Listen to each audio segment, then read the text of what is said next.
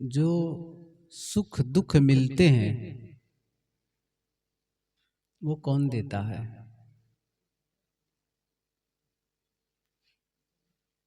दुनिया में मनुष्य ही नहीं, अन्य प्राणियों की भाषा हम बोल सकें, समझ सकें और उनसे पूछें सुख चाहते हो कि दुख चाहते हो, तो उत्तर क्या आएगा? हम सभी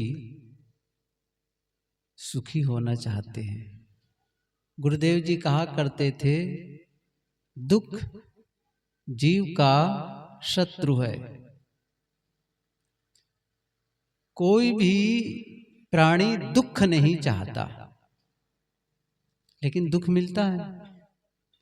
सुख सभी चाहते हैं, तो सुख बना नहीं रहता। ऐसा नहीं कि सुख नहीं मिलता है, सुख मिलता तो है, लेकिन वह मिलता है और छूटता है।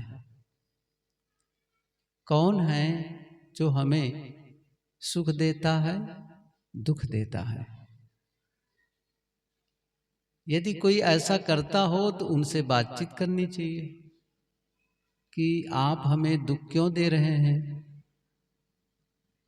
लेकिन जब सही ढंग से चिंतन मनन कोई करे तो पता चलेगा कि हमें सुख दुख देने वाला कोई नहीं है।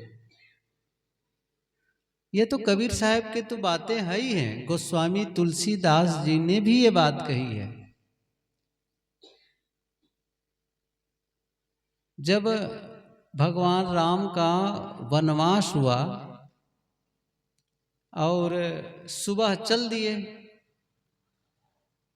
तमसा नदी के किनारे जाकर रात रुके, क्योंकि गंगा के नहीं, वो तो एक नदी थी, तमसा नदी। वो तो मैं देखा हूं नदी को, अयोध्या में जब रहते थे तो उधर भक्तों का घर, तो उधर जाना हुआ गुरुदेव बड़े साहब के साथ, अयोध्या वाले के साथ। तो तमसा नदी के बिल्कुल तट पर ही एक आश्रम था। तो उस तमसा नदी के किनारे रुके, निषाद राज स्वागत करते हैं। रात्रि के समय विश्राम करते हैं, तो विश्राम के समय राम सीता विश्राम में हैं। लक्ष्मण तो पहरेदारी कर रहे थे, निषाद राज भी थे। दोनों आपस में चर्चा कर रहे थे। निषाद राज ने कहा कि देखो कि कल जो राजमहल में रह रहे थे, मखमली गद्दे पर सोया करते थे, आज एक पेड़ के नीचे कुछ घास बिछा करके सोए हुए हैं। और ये चर्चा करते करते बात आई कि भाई ये सब कैकेयी की कारण हुआ है। तब उसी समय ये चर्चा हुई दोनों के बीच में, लक्ष्मण और निषाद राज, गुहराज कहते हैं, उनके साथ में।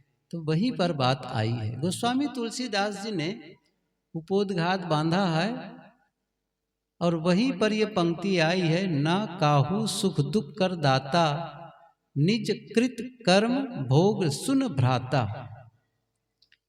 कोई सुख दुख दूसरा नहीं देता है, निज कृत, ये पंक्ति बहुत महत्वपूर्ण है, निज कृत कर्म भोग सुन भ्राता। ये भाई अपने ही कर्मों का फल हमें मिलता है, तो सुख और दुख के लिए किसी दूसरे व्यक्ति पर निर्भर नहीं होना है, और हुआ भी नहीं जा सकता है। सुख और दुख हमारे ही कर्मों का फल है। लेकिन जब हम ये मानते हैं कि सुख दुख कोई दूसरा देता है, तो अपने कर्मों को सुधारने के बजाय हम किसी दूसरे कर्म में लग जाते हैं। क्या लग जाते हैं? या तो हम किसी कर्म कांड में लग जाते हैं कि भाई किसी ने मुझे दुख दिया है, तो फिर क्या करेंगे? कभी कभी तो ज्योतिषी के पास जाकर के हाथ दिखाते हैं, कभी कभी किसी मंत्र तंत्र वालों के पास जाते हैं, दुआ भभूत कराते हैं और माला ताबीज पहनते हैं। क्यों? दुख दूर हो जाए।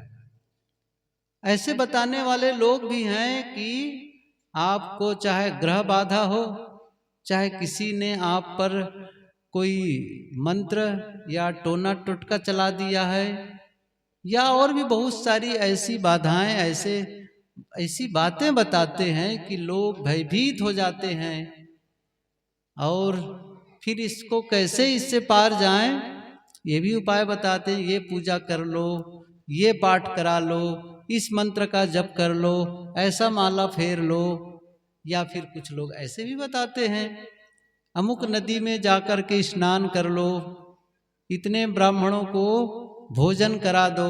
बहुत सारी बातें होती हैं, लेकिन क्या इस प्रकार से काम करने से दुख चला जाता है?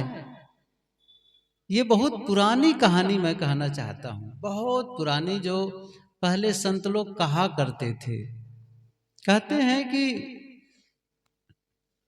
जब कौरव पांडव का युद्ध खत्म हो गया था, तो पांडवों के मन में हुआ कि निश्चित रूप से हम सब से बहुत सारे पाप हुए हैं। अपने ही परिवार के सदस्यों के साथ लड़ाई हुई, मारकाट हुआ, तो इस पाप से मुक्ति चाहते हैं, पाप खत्म हो। तीर्थ जाने का मन हुआ कि जब तीर्थों में जाएंगे, पवित्र नदियों में स्नान करेंगे, वहां के मंदिरों में जाकर के जो देवी देवता हैं उनके दर्शन करेंगे, पूजा उपासना करेंगे, तो फिर हमारे पाप धुलेंगे। तो ये सोच करके सभी पांचों पांडव तीर्थ जाने की योजना बनाए। मन में हुआ भगवान कृष्ण सदा साथ देते रहे, उनको भी साथ ले चलते हैं। निवेदन किए कि भगवान आप भी तीर्थ यात्रा में साथ चलते तो आपका सानिध्य मिलता और यात्रा अच्छी हो जाती। भगवान कृष्ण ने कहा, देखो मैं तो बहुत व्यस्त हूं, जाओ यात्रा करो, लेकिन मेरा एक काम करते जाना। हाँ बताइए भगवान क्या काम है? तो उन्होंने एक तुमड़ी दी। तुमा होता है ना ऐसा गोल, और वो तुमड़ी कैसी, तुमा कैसी थी? कड़वी। आप लोग जानते हैं ना, कभी कभी कोई तुमा जब कड़वा हो जाता है तो फिर बाद में पता चलता है, बनने के बाद तो सब खराब हो जाता है। तो ये संस्मरण मुझे याद है, एक बार अयोध्या आश्रम में रहा करते थे, तो ऐसे ही बनाए। उधर रायता कहते हैं, दही में उसको ऐसा घिस करके पका करके दही डाल देते हैं और उसमें जीरा नमक वगैरह डाल करके खाते हैं। तो बहुत बढ़िया करके बनाए थे। और जब पहली बार एक मेहमान भी आए हुए थे, जैसे एक चम्मच उठाकर खाए, थूकना ही पड़ा, इतनी कड़वी थी वो। तो वो कड़वी तुमड़ी को लेकर के कहा कि भाई ये जाओ, नदियों में जब स्नान करोगे या कोई कुंड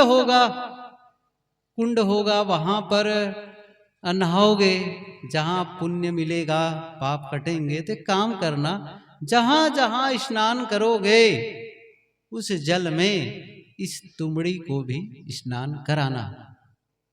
तो ठीक है भगवान, मैं तो नहीं जा पा रहा हूं, लेकिन मेरा एक काम करना। तो निश्चित रूप से भगवान कृष्ण की बातों को तो मानना ही था, ले गए।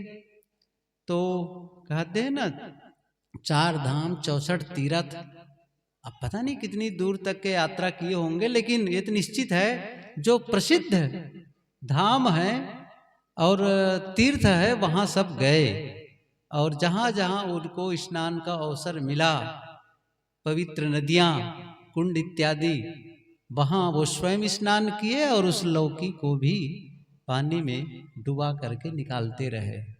यात्रा पूरी हुई, लौटते हैं और पुनः भगवान कृष्ण के पास जाकर कहते हैं, भगवान हम लोग की यात्रा पूरी हो गई, हम लोग लौट आए हैं आपको प्रणाम करने के लिए। भगवान कृष्ण ने कहा, अच्छा मेरा काम किए कि नहीं, मेरा लौकी कहाँ है जिसको मैंने कहा था स्नान कराना? तो बिल्कुल किए हैं, कहाँ है वो, दिए। तो कहा देखो अब ये लौकी एकदम पवित्र हो गई है, क्योंकि पवित्र नदियों में स्नान करके इसको लाए हैं। अच्छा लाओ, इतने पवित्र लौकी को मैं अब इसका प्रसाद बन गए। अभी तक तो सामान्य लौकी थी, लेकिन तीर्थों में भ्रमण करके आई है तो ये प्रसाद के रूप हो गया। और उसको कहा थोड़ा प्रसाद हो जाए, इसका टुकड़ा करके उसके प्रसाद के रूप में उन्हीं लोग को बांटते हैं। तो लौकी कड़वी की कड़वी थी, तो खाए तो कड़वी बहुत है, खाने का मन नहीं करता है।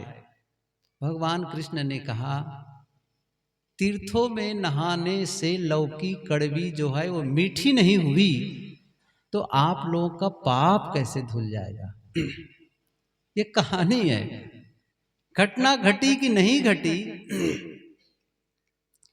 सच क्या है कि बाहर यात्रा करने पर या किसी नदी में नहाने से हमारा तन धुलता है, तन की धुलाई होती है, लेकिन पाप जो है वह तन में नहीं चिपका है, मन में चिपका है।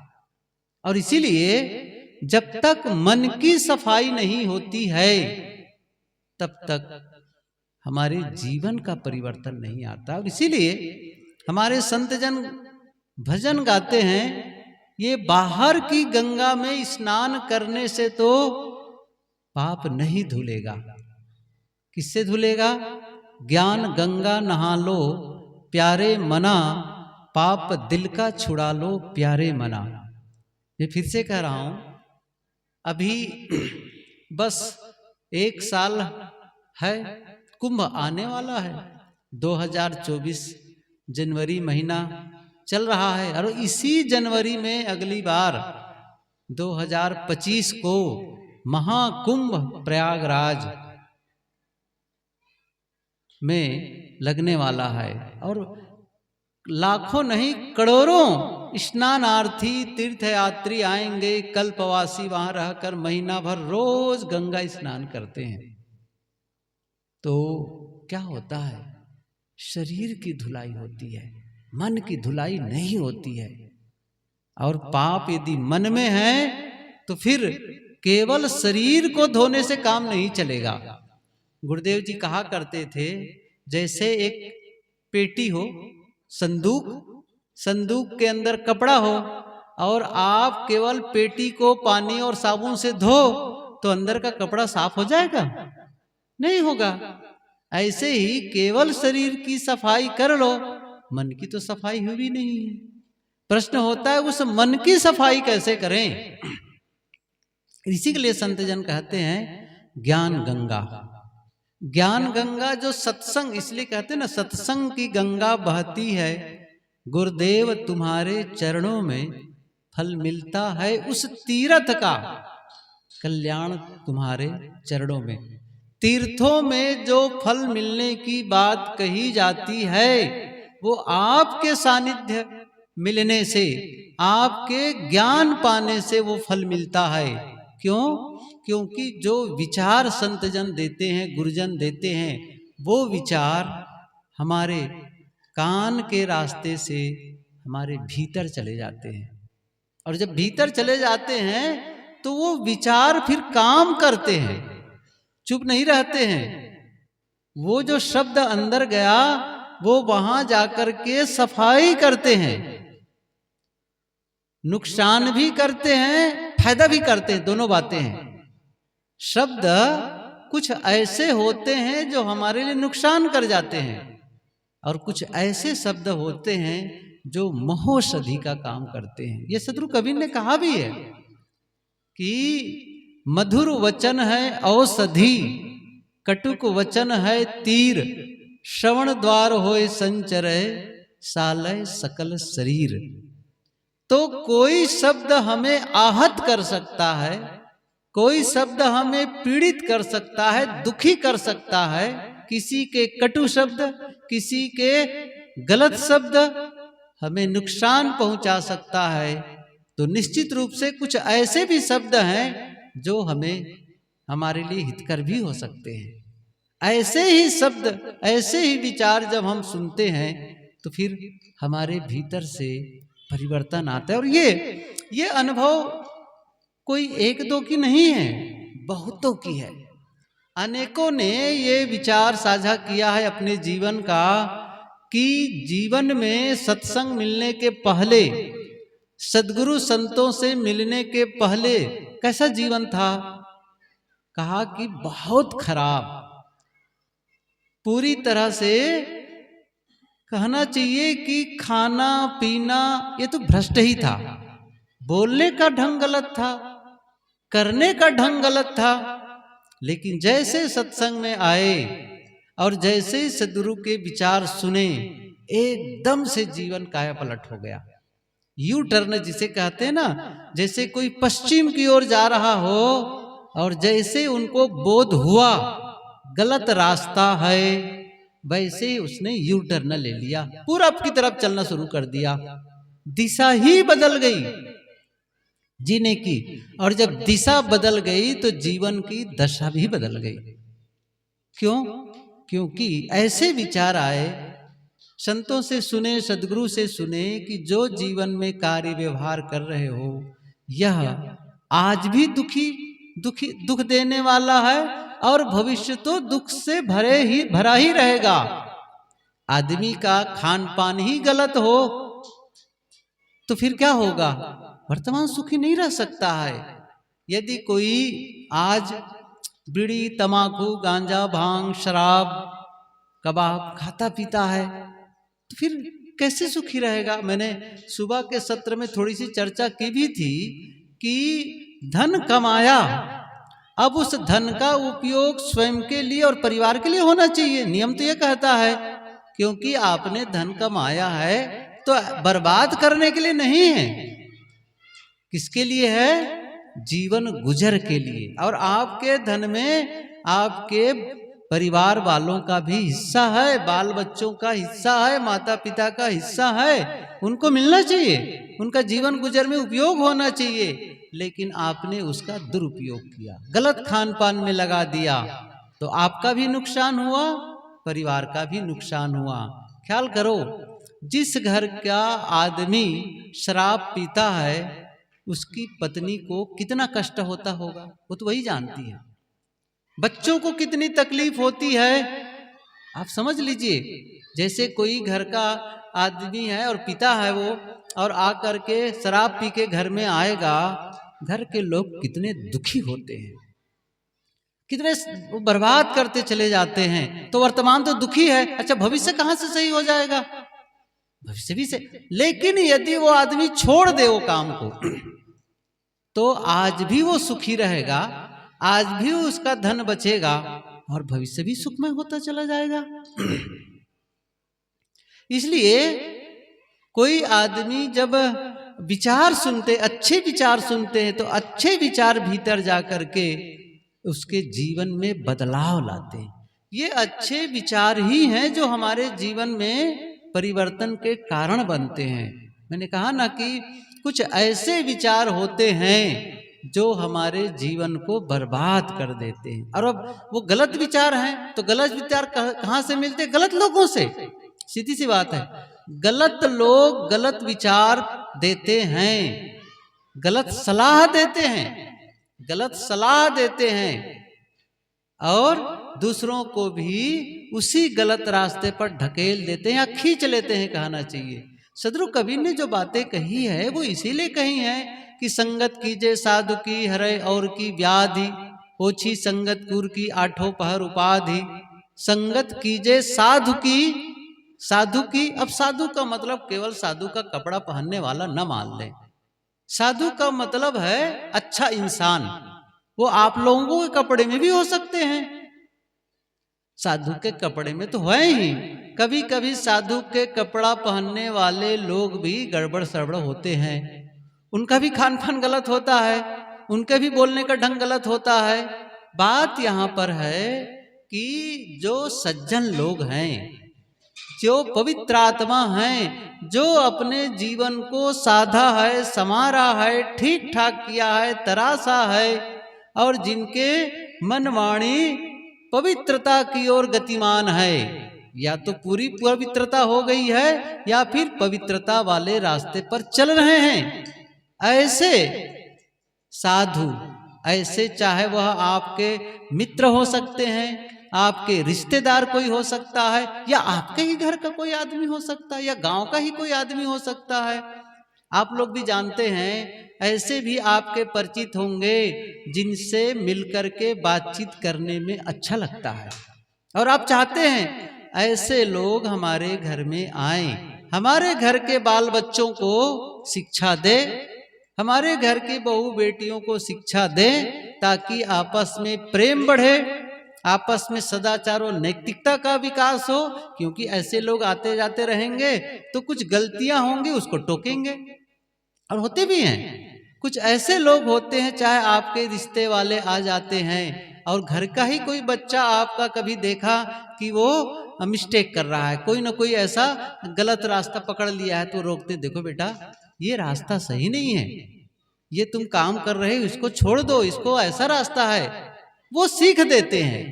अब वो साधु का कपड़ा नहीं पहने हैं भले ही, लेकिन साहब सबके लिए कहते हैं, ऐसे लोगों की संगत की बात कहते हैं। लेकिन गलत, जो गलत लोग होंगे गलत सलाह दे देते हैं, गलत रास्ता पकड़ा देते हैं।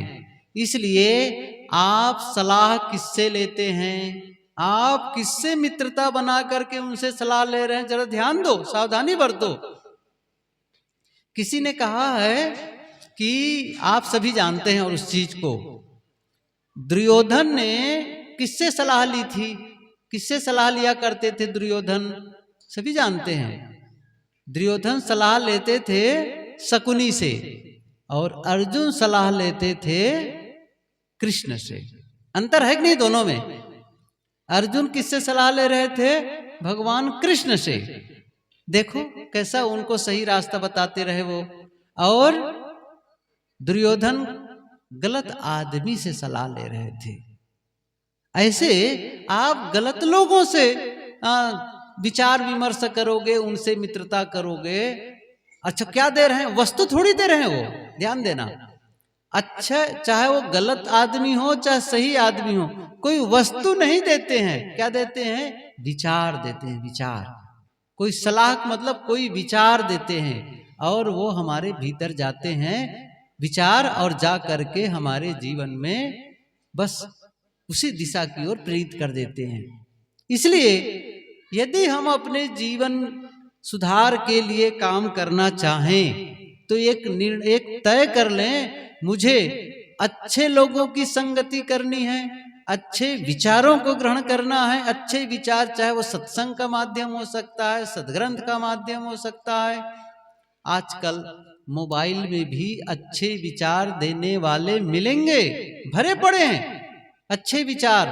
बहुत अच्छे लोग हैं जो अच्छी अच्छी बातें बताते हैं, आपके हित की बात बताते हैं, आपके जीवन संवारने की बात बताते हैं, चाहे व्यवहारिक उन्नति की बात बताने की बात, कोई भी, यहाँ तक के आप खेती बाड़ी के बारे में भी पूछना चाहो वो सब विचार देने के लिए तैयार हैं।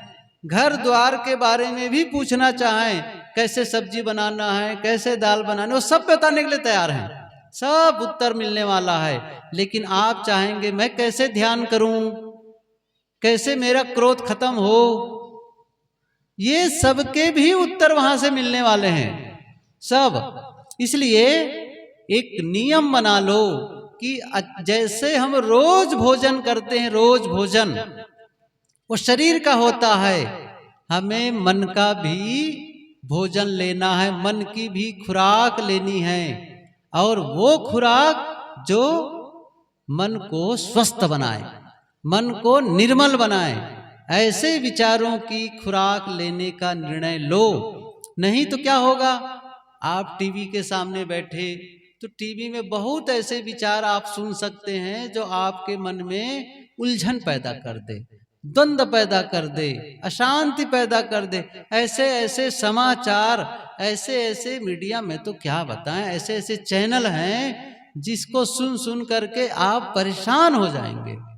इसलिए आपके हाथ में है किन विचारों को सुनना है। मैं तो ये प्रसंग था कि सुख दुख पर मैं बोल रहा था कि दुख और सुख कोई दूसरा देता नहीं है।